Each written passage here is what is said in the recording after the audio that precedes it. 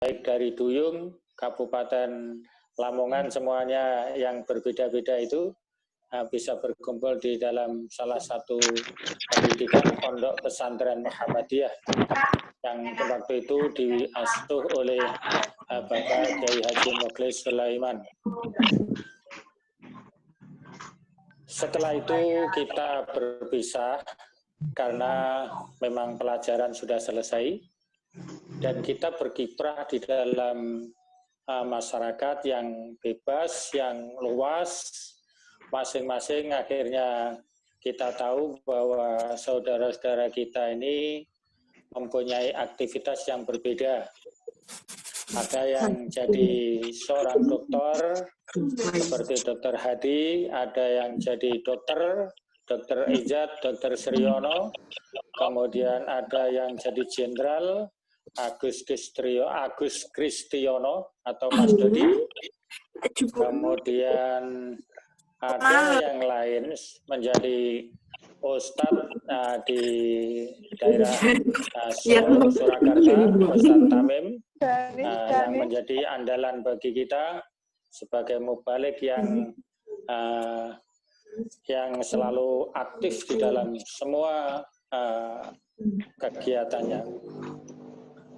Ini semua patut kita syukuri, ya, karena kita dari berbagai macam ragam perbedaan kondisi dan pekerjaan, ternyata kita masih ingin bertemu menjadi satu. Ingin selalu nostalgia, ingin bergabung menjadi satu wadah. Oleh sebab itu bagi panitia, terutama Ketua Alumni Ustadz Samuri dan Mbak Diana, kemudian Mbak Eni, Mas Falah, panitia yang selalu aktif, Mas Raudon, kami sampaikan banyak terima kasih atas kerja kerasnya sehingga kita semua bisa bertemu di dalam sosmed yang terbatas ini. Mungkin hari ini kita sekedar bisa berbicara dengan situasi yang kadang-kadang bisa kelihatan fotonya, kadang-kadang tidak, kadang-kadang bisa hilang suaranya, ya. Tapi itu tidak mengurangi pertemuan kita pada malam hari ini. Sekali lagi, kami selaku mudir pesantren Muhammadiyah, kami sampaikan banyak terima kasih atas usaha mereka semuanya, sehingga kita bisa saling bermuwajah di dalam tempat, di dalam suasana yang seperti itu. Itu yang perlu kami sampaikan pada kami. Saya persilakan untuk supaya bisa bermanfaat bagi kita semuanya ini. Demikian, kurang dan lebihnya saya mohon maaf. Aqulu qouli hadza astaghfirullahal-azim. Taqabbalallahu minna wa minkum taqabbal ya karim. Walhamdulillahirabbil alamin. Assalamualaikum warahmatullahi wabarakatuh. Assalamualaikum warahmatullahi wabarakatuh.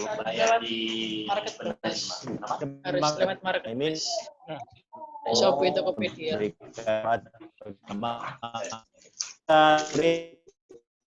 Aktif, mohon ada waktu menyapa kepada kita semuanya. Monggo Ustaz Samuri, Ketua Gerakan Alumni. Monggo. Assalamualaikum warahmatullahi wabarakatuh. Langsung saja. Assalamualaikum warahmatullahi wabarakatuh. Ya, terima kasih untuk saudara-saudaraku yang telah hadir di Sawalan online dan kajian Sawal. Mudah-mudahan ini pertemuan bisa mengobati rasa rindu kita antar alumni dalam suasana corona. Ya. sehingga kesempatan ini kita gunakan sebaik-baiknya. Terima kasih semuanya dan mungkin mohon maaf apabila nanti waktunya tidak banyak sehingga kita nanti tiba-tiba mati. Mati maksudnya itu selesai gitu ya. Jadi ini free. Mudah-mudahan tidak. Ya. Kemudian untuk selanjutnya kami mohon untuk Ustaz Tamim untuk memberikan tausiah. Ya. Demikian, terima kasih. Assalamualaikum warahmatullahi wabarakatuh. Waalaikumsalam warahmatullahi Terima wabarakatuh. kasih Assalamualaikum Ustaz Samuri, warahmatullahi Ketua wabarakatuh. Pergerakan Alumni Pondok Pesantren Muhammadiyah Mabat yang telah menyapa kita bersama. Dan langsung saja mohon kepada Ustadz Tamim Ini masuk 2 kilo ya. menyampaikan tausiah syawalan dan apalah tausiah Iya. namanya itu ya kepada kita bersama, kepada Pak Ustadz dan juga kepada adik-adik, rekan-rekan alumni semuanya. Monggo Ustadz Tamim, tafadhol Ustadz Tamim. Ya. Mohon maaf ya, ini bentar Ustaz, mohon maaf. Ini videonya jangan dimatikan semuanya, kok video dimatikan. Ini kan kita tidak bisa kan ini wajahnya. Jadi tolong dihidupkan semuanya. Oke. Ada yang di-mute. Terima kasih. Oke, terima kasih. Monggo Ustadz Tamim. Alhamdulillah, wassalatu wassalamu ala Akhirnya rasulillah. 24 ini. Assalamualaikum warahmatullahi wabarakatuh. Waalaikumsalam. Waalaikumsalam warahmatullahi wabarakatuh. Waalaikumsalam warahmatullahi wabarakatuh.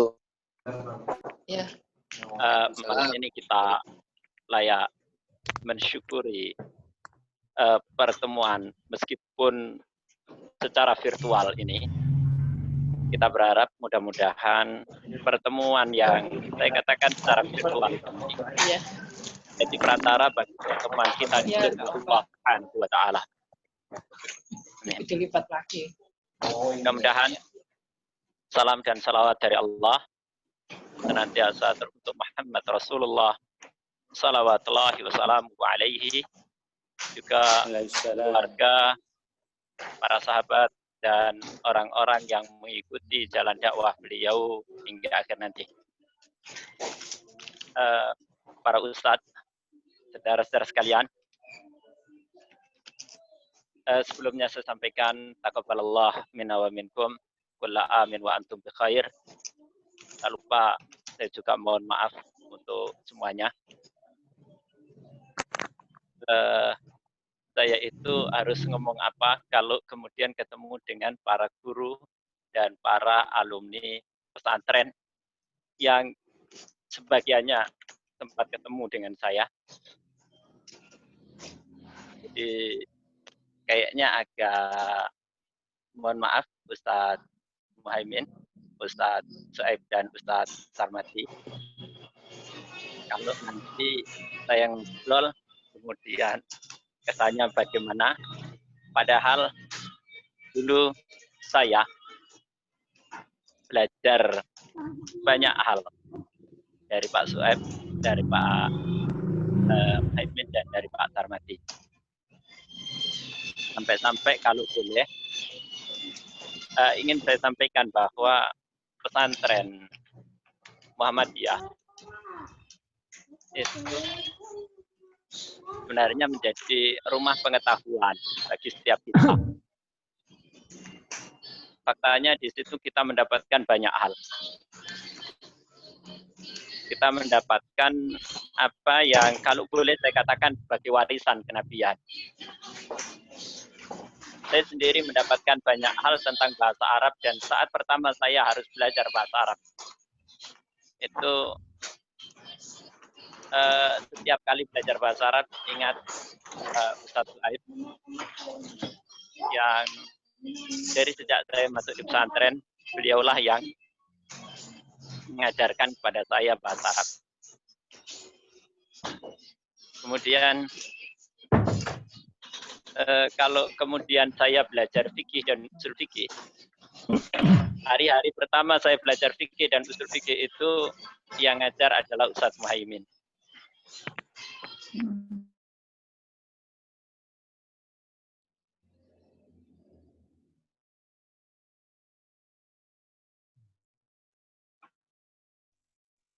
Monggo, Ustaz Tamim. Bentar. Terputus kayaknya ini, Ki. Bentar.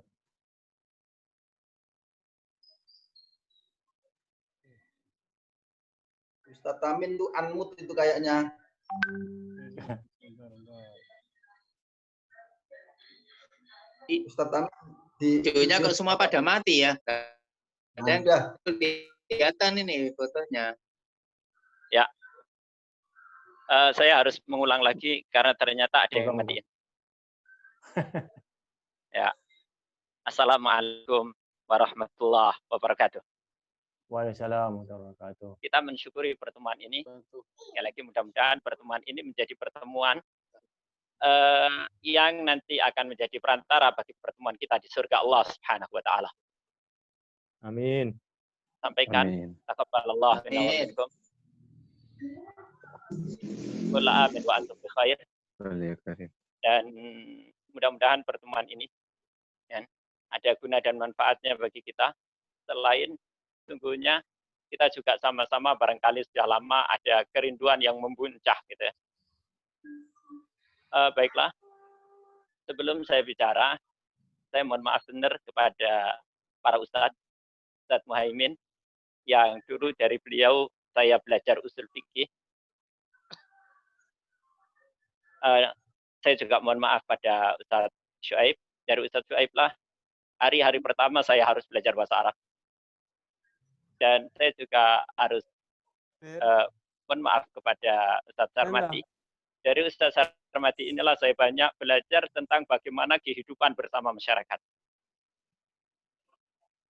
Akhirnya kalau saya harus ngomongnya yang susah di depan para Ustadz. Videonya piye caranya? Lo raiso.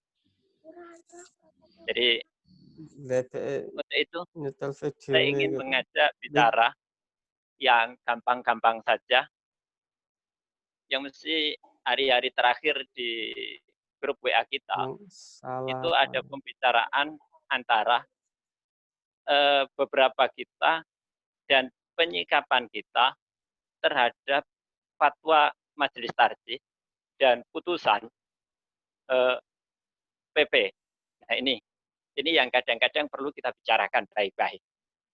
Untuk itu saya sebenarnya ingin bicarakan juga tentang ayat ini, wal takum minkum ummah, dan 2 ayat sebelumnya. Tapi nampaknya lihat jam di ruang tamu rumah saya kok agak sudah jam 8:30. Untuk itu saya akan menyingkat pembicaraan saya di ayat wal takum minkum ummah. Ayat itu di pesantren lah saya menghafal ayat ini. Nah, kenapa kita bicarakan ulang ayat ini? Amanat yang kita baca ulang disampaikan oleh Pak Mukhlis rahimahullah itu ternyata agar kita siap untuk menjadi khadam hajat umat. Artinya kita harus menjadi pelayan bagi kebutuhan umat. Beliau juga sering mengulang-ulang bahwa ketika kita terlepas dari pesantren itu, kita harus siap selain menjadi hajat, menjadi orang yang memberikan bantuan, orang yang berkhidmat untuk kebutuhan umat. Maka beliau juga bicara tentang bagaimana kita harus siap menjadi pelopor untuk izzul Islam wal muslimin, untuk kejayaan Islam dan kaum muslimin. Untuk itulah pada kesempatan ini izinkan saya, dan sekali lagi mohon maaf untuk Mudir Ma'had Ustadz Muhaimin, mohon maaf juga untuk Ustadz Syuaib, dan mohon maaf juga untuk Ustadz Sarmati, saya bicara tentang ini. Yaitu tentang ayat wal takum minkum ummah. Dan ayat ini saya pastikan bahwa setiap kita hafal. Terkadang kita menganggap bahwa di ayat ini hanya ada satu perintah, yaitu perintah amar ma'ruf nahi munkar. Padahal kalau kita baca pelan-pelan gitu ya, wal takum minkum ummah, dan hendaknya, nah saudara Saudari arsyadakumullah. Pada ayat ini ternyata ada minkum. Para ulama ternyata berdebat dalam masalah minkum ini. Apa artinya? Di antara para ulama tafsir mengatakan bahwa min ini lil bayan. Bagi yang menyebutkan lil bayan, maka wal takum minkum ummah itu diartikan hendaknya kalian semua menjadi satu umat. Ini penting karena saya kepingin bicara tentang bagaimana kita harus mengetahui duduk perkaranya di sini. Yang kedua, para ahli tafsir juga ternyata ada yang mengatakan min itu litabayyiz. Artinya kalau sudah begitu arti dari dari kalimat ini hendaknya ada di antara kalian satu umat. Jadi kan dua hal yang berbeda. Jadi para ulama tafsir berdebat dengan masalah ini. Yang pertama mereka memahami hendaknya kalian semuanya menjadi satu umat. Atau yang kedua, hendaknya ada di antara kalian satu umat. Ini bermula dari min huruf jar. Kalau soal i'rabnya tanyakan Ustadz Marsono sama Ustadz Tamuri. Bagaimana i'rabnya? Sama saja i'rabnya min harfu jarrin mabniun ala sukun. Wah, melawan itu ku Cleo. Sama saja. Ora gelem banyak elek. Jadi sama saja i'rabnya. Meskipun maknanya berbeda. Jadi ada satu umat. Umat ini perannya apa? Umat ini perannya yang pertama adalah yad'una ilal khair. Umat ini perannya yang pertama adalah yad'una ilal khair. Yaitu menyerukan, mengajak ilal khair, kepada al khair. Al khair itu apa? Para ulama tafsir mengungkapkan bahwa al khair itu adalah Al-Quran dan Sunnah. Atau yang kedua, ada juga para ulama tafsir yang mengatakan arti dari al-khair adalah Islam dan syariah. Kalau sudah membaca ini, ada yang mengatakan Al-Quran dan Sunnah atau Islam dan syariah. Makna-makna tafsir ini nggak usah dibentur-benturkan. Karena kalau kita bicara Islam dan syariah Islam, ya tetap aja Quran dan Sunnah. Untuk itu sekarang kita bisa memahami bahwa peran pertama umat ini, umat yang digadang-gadang harus ada, umat yang diharapkan ada, itu adalah yad'una ilal khair, mengajak kepada al khair, mengajak kepada Al-Quran dan Sunnah, mengajak kepada Islam dan syariah. Kemudian perannya yang kedua,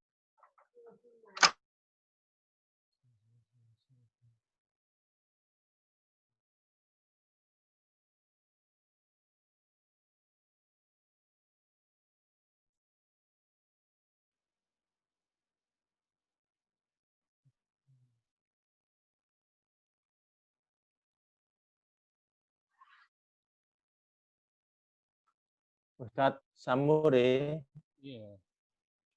mohon Ustadz Tamim unmute-nya dimatikan. Iya. Hidupkan lagi. Ya, sudah.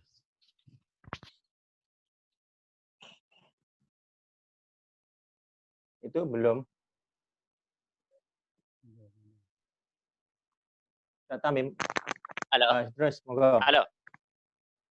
Ya, terus. Kembali. Jadi yang pertama tadi perannya adalah yad'una ilal khair, mengajak, menyeru kepada Al-Quran dan Sunnah, atau beberapa ulama tafsir mengatakan menyeru kepada Islam dan syariah. Kemudian yang kedua perannya adalah wa ya'muruna bil ma'ruf. Yang kedua ini adalah dan memerintahkan. Perhatikan perbedaan ungkapan ini. Yang pertama adalah dakwah, yad'una ilal khair. Yang kedua, wa dan ya'muruna bil ma'ruf. Biasanya kita mengambil singkat saja, simpel saja dengan mengatakan pokoknya ya al khair ya baik, ma'ruf ya baik, nggak bisa. Dan kita perlu merujuk pada tafsir. Bagaimana sih para ahli tafsir mengungkapkan al-ma'ruf itu apa? biasa dalam bahasa Indonesia kita juga mengatakan yatu'una ilal khair, mengajak kepada kebaikan, wa ya'muruna bil ma'ruf, dan memerintahkan kepada kebaikan. Dan kita akan dibingung-bingung, satunya mengajak, satunya memerintah. Untuk itu, kita lacak kembali bagaimana para ulama tafsir mengungkapkan al-ma'ruf. Kata ma'ruf itu akar katanya adalah ain, ra, dan fa. Ain, ra, dan fa. Kenal dan tahu. Itu ain, ra, dan fa. Dari kata ini muncul kata ma'rifah, pengetahuan. Dari kata ini muncul ta'aruf, yang artinya saling berkenalan. Kata ma'ruf itu adalah sesuatu yang diketahui. Maka para ulama kemudian mengungkapkan bahwa yang dimaksud al-ma'ruf itu adalah kebenaran yang sudah dikenali sebagai kebenaran. Jadi kebenaran yang sudah dikenali sebagai kebenaran. Agak rumit untuk dibayangkan begini. Kalau al-khair itu bisa jadi orang belum mengenalnya sebagai kebaikan. Sehingga perintahnya, perlakuannya adalah dia diajak, diseru. Kalau kebaikan ini sudah dikenali, maka perlakuannya adalah perintahkan. Jadi ini adalah dua poin yang berbeda. Gambarannya begini. Kalau kita ketemu seseorang, orang itu nggak ngerti, ya kita dakwai dulu. Nah, kalau orang itu sudah paham, kita perintahkan. Karena ungkapannya adalah bukan wa ya'muruna bil khair, tapi wa ya'muruna bil ma'ruf. Perintah. Jadi kalau tadi didakwai, diserukan, kemudian sekarang kalau dia sudah tahu, diperintahkan. Kemudian di bagian yang kedua peran ini adalah wa yanhauna 'anil munkar, dan mencegah dari yang munkar. Saya ingin sampaikan tentang pencegahan dari yang munkar. Mencegah itu kalau sesuatunya belum terjadi. Loh, kok bisa belum terjadi? Iya, namanya juga mencegah. Nanti kalau sesuatu itu sudah terjadi, maka pola perlakuannya berbeda. Pola perlakuannya adalah inkarul munkar, mengingkari kemunkaran, atau dalam beberapa riwayat hadis mengubah kemunkaran. Jadi para ustadz, mohon maaf ini, saudara dan saudari para alumni, saya sampaikan berarti ada 3 hal penting. Yang pertama adalah dakwah ilal khair, yang kedua adalah amar ma'ruf nahi munkar, dan yang ketiga adalah mengubah kemunkaran. Hanya mengubah kemunkaran kita dapatkan di hadis Rasulullah SAW. Ketika beliau mengungkapkan, man ra'a minkum munkaran falyughayyirhu biyadihi. Jadi kemunkaran kalau dia belum terjadi itu pencegahan. Tapi kalau sudah terjadi, perlakuannya adalah harus diubah. Ya, perlakuannya harus diubah. Bukan lagi nahi munkar. Nahi itu mencegah. Disinilah kita akan tahu bahwa peran kita sebenarnya jauh sebelum mengubah kemunkaran. Karena kita punya slogan dari dulu amar ma'ruf nahi munkar. Maka peran kita seharusnya adalah bagaimana menciptakan satu kondisi yang kondisi itu hampir-hampir menutup celah orang untuk melakukan kemunkaran.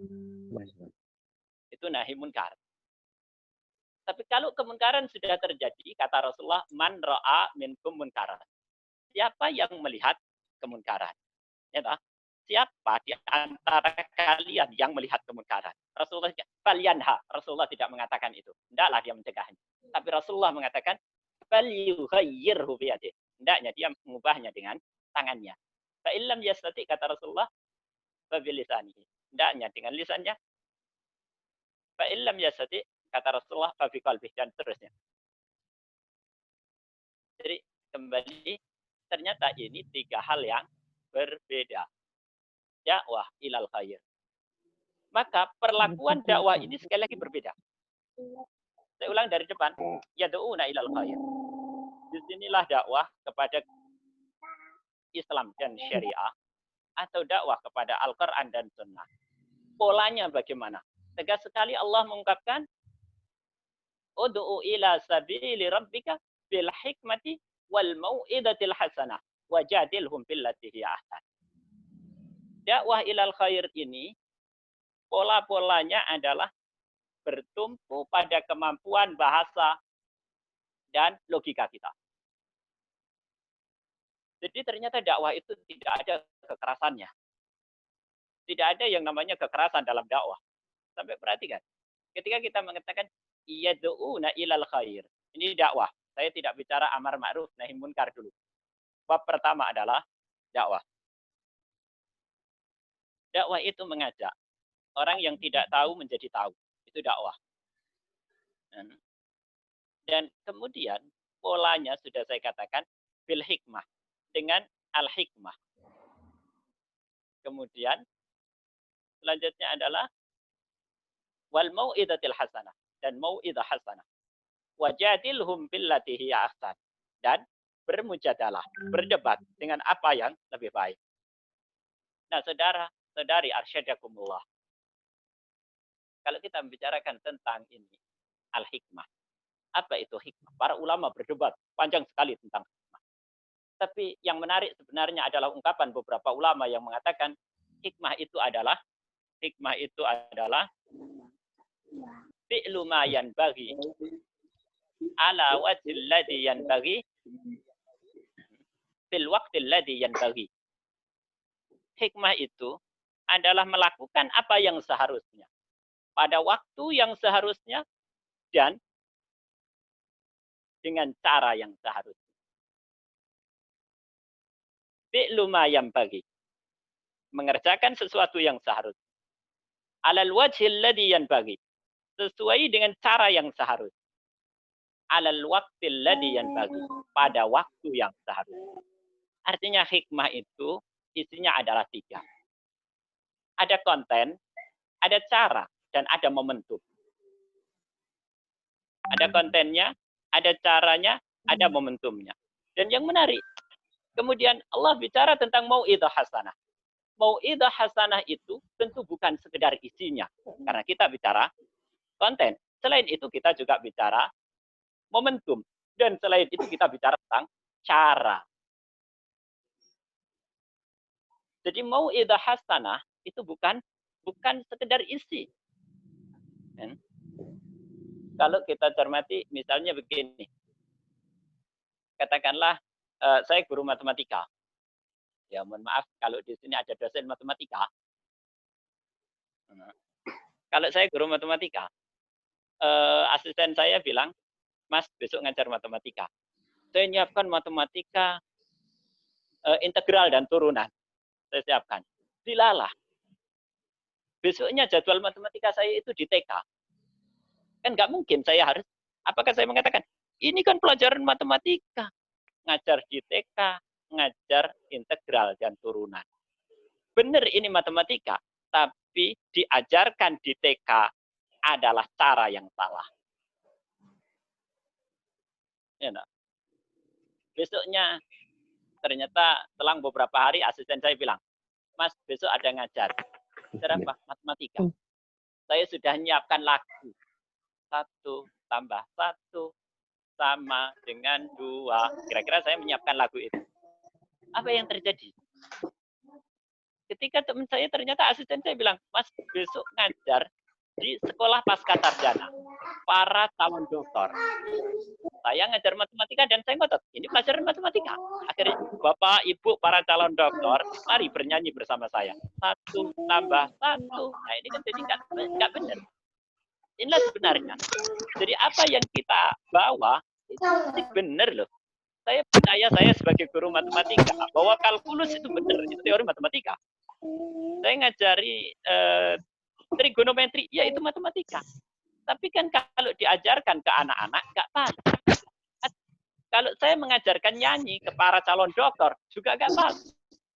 Jadi mau itu hasanah, itu ternyata bukan sekedar kontennya, tapi juga waktu yang tepat dan cara yang juga pas. Jadi kalau kita bicara tentang dakwah, di bagian yang pertama ini, dakwah itu mengajak orang ke jalan Allah, mengajak orang kepada Quran dan Sunnah, mengajak orang kepada Islam dan Syariah. Itu polanya itu adalah bil hikmati wal mau'idatil hasanah wajadilhum billati hiya ahsan. Berdebat dengan cara yang lebih baik. Itu bagian pertama. Nah, kalau orang mengerti, tahu, maka tingkatan selanjutnya adalah memerintahkan dan mencegah. Itu yang namanya amar ma'ruf nahi munkar. Jadi ketika orang sudah ngerti, sholat misalnya sholat. Kita ketemu orang kok nggak sholat. Yang kita pikir pertama, tahu nggak dia tentang kewajiban sholat? Kalau dia nggak tahu, kita ajari. Inilah dakwah. Tapi kalau dia sudah tahu, kita perintahkan. Perintah. Kita perintahkan. You know. Demikian juga. Nah, jadi kalau kita misalnya ada orang gitu ya, puasa. Kok waktunya puasa nggak puasa? Jangan-jangan orang ini nggak ngerti. Kalau nggak ngerti, inilah peran dakwah yang harus kita lakukan. Dakwah. Kalau dia sudah ngerti, kita perintahkan. Itu amar ma'ruf. Yaitu memerintahkan kebaikan yang sudah dikenali sebagai kebaikan. Jadi, kembali. Pada saat amar ma'ruf, ini ada nahi munkar. Nahi munkar itu sekali lagi seperti saya katakan, bahwa nahi munkar itu bagaimana kita mencegah agar kemunkaran tidak terjadi. Itu nahi munkar. Bukan ketika kemunkaran ada kita baru teriak nahi munkar. Nah ini jadi masalah. Nah, saudara-saudara sekalian, jadi pola yang kedua, kalau yang pertama polanya adalah dengan pendekatan kemampuan logika dan kemampuan bahasa kita. Maka di bagian yang kedua adalah perintah dan cegah. Nah nanti di bagian ketiga, kalau orang itu sudah ngerti, kemudian orang itu sudah diperintah dan dilarang, tiba-tiba masih ngotot melakukan, itulah kemunkaran terjadi. Ketika kemungkaran terjadi, maka pola yang dilakukan atau perlakuan yang seharusnya dilakukan adalah man ra'a minkum munkaran falyughayyirhu biyadihi. Kalau seseorang itu tahu gitu ya, ada kemunkaran, maka dia harus mengubahnya. Sekali lagi Rasulullah mengatakan mengubahnya, bukan mencegahnya. Mengubahnya. Mengubah ini ternyata mengubah ini dan sekali lagi adalah langkah ketiga setelah dakwah dan setelah upaya perintah dan pencegahan. Nah, menariknya Rasulullah mengungkapkan mengubah dengan tangannya, jangan dibalik. Jadi bagaimana menyikapi hadis ini? Jangan dibalik. Bahwa hadis ini sudah pada tingkat ketiga, yaitu mengubah kemunkaran. Mengubah kemunkaran itu ya dengan tangan, kalau kita mampu. Jangan dibalik. Dan sekali lagi, berbeda antara mengubah kemunkaran dengan mencegah kemunkaran itu sesuatu yang berbeda, bahkan secara bahasa sekali.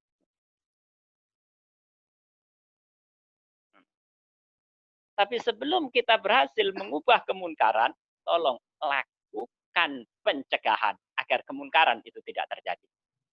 Sebelum melakukan pencegahan, tolong lakukan pola-pola dakwah dengan kemampuan bahasa dan logika kita. Ini ya. Jadi inilah peran kita. Ketika kita diminta untuk menjadi yang diberi amanat ketika kita di pesantren, kita itu diberi amanat untuk menjadi khadam hajat umat. Begitu bahasa beliau Ustaz Mukhlis rahimahullah mengungkapkan khadam hajat umat, pelayan kebutuhan umat. Jadi ini jangan dibalik, jangan sampai dibalik dengan mengatakan bahwa dengan mengatakan bahwa mengubah kemunkaran itu